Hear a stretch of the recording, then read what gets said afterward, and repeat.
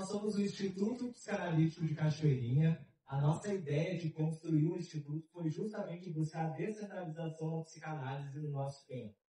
Geralmente, nossos centros de formação são em Porto Alegre.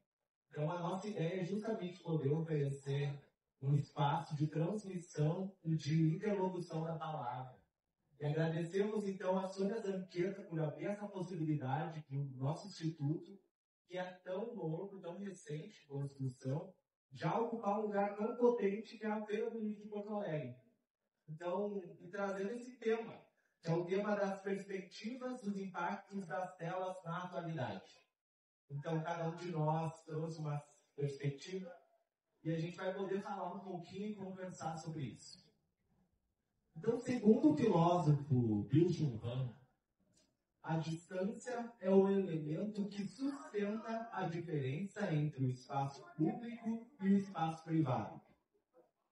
Mas, de que maneira seria possível construir essa diferença entre os espaços? A resposta do filósofo foi: tomando o controle frente ao impulso do nosso olhar curioso sobre a vida do outro.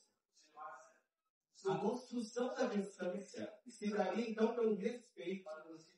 O respeito, então, é a base da esfera pública. Quando ele desaparece, a esfera pública desmorona junto com o respeito. A decadência da esfera pública e a ausência de respeito se condicionam reciprocamente. A tomada de distância, logo, é constitutiva do espaço público.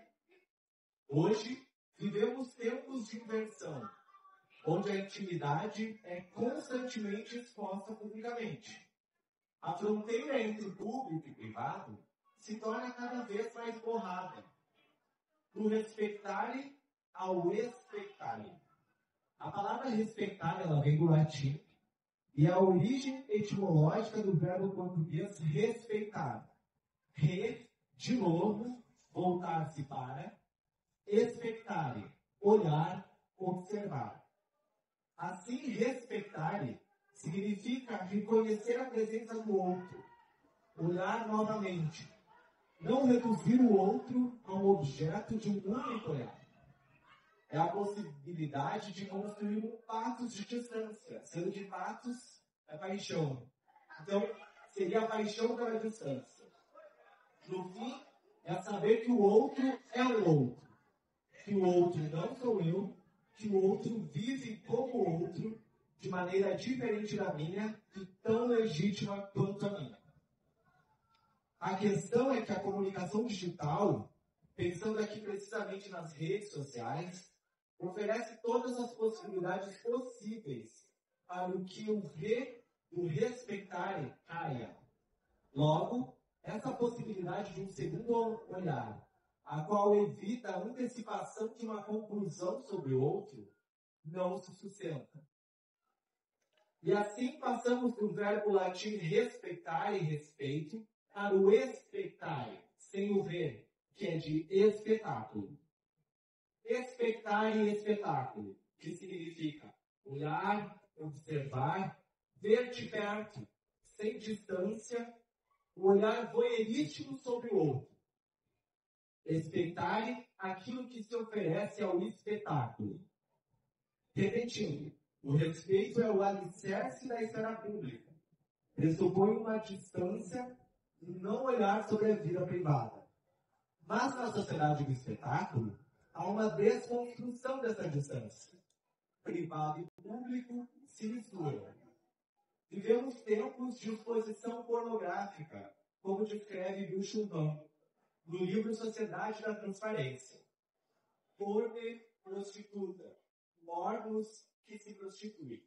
Além de pornográficos, autor de escritos sobre a prostituição.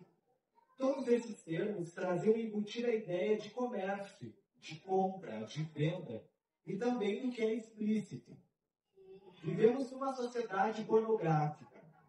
Cada vez mais tudo precisa ser explícito, focado, maximizado, focos obscenos na vida do outro. Quem é discreto é misterioso, não confiável. Queremos ver a a nudez na alma de todos. Quem é o outro? O que ele faz no seu tempo livre?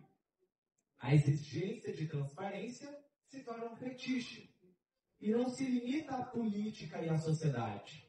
Há um imperativo no discurso social que diz: mostre, poste, se ofereça ao olhar do outro. Seja entretenimento, inspire vidas e tantos outros imperativos que muitas vezes são escritos sem que possamos nos dar conta.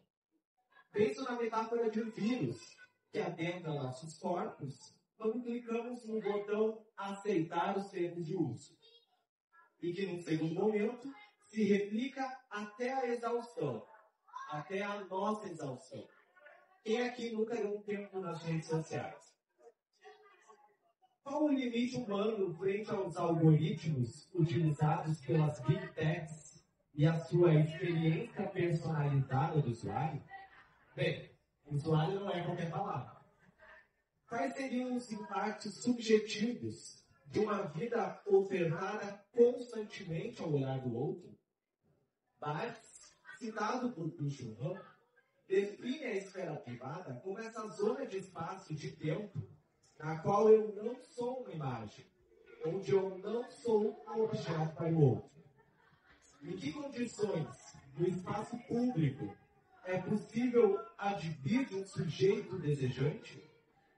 Mais do que isso, quais seriam as possibilidades de subversão dessa lógica objetalizante, na qual somos capturados pelo olhar voyeurista do outro? É possível utilizar as redes sociais sem se oferecer como um produto a ser consumido por outro usuário? Talvez. Mas como sustentamos um lugar de não objeto no espaço público? Seria da ordem da impossibilidade? Quais as consequências de nossa vida ter se tornado um espetáculo? E que sintomas construímos a partir disso? Afinal, sintomas são respostas de como o indivíduo vive e experiencia o social. Para Jacques Lacan, um psicanalista francês, sintomas são uma resposta ao que o outro demanda de mim. É uma tentativa de construir uma resposta para as perguntas que nos colocamos frente ao outro. O que ele deseja? O que quer de mim? Que desejo me trouxe ao mundo? Sintomas são amarrações de linguagem.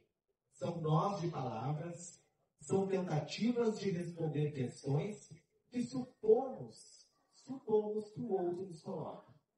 Afinal, somos efeitos desse discurso social.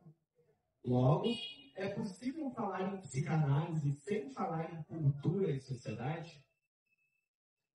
A exigência social contemporânea de valorização e exibição da aparência física e do estilo de vida nas redes sociais e na mídia em geral produz sintomas. Por isso a questão retorna e se repete.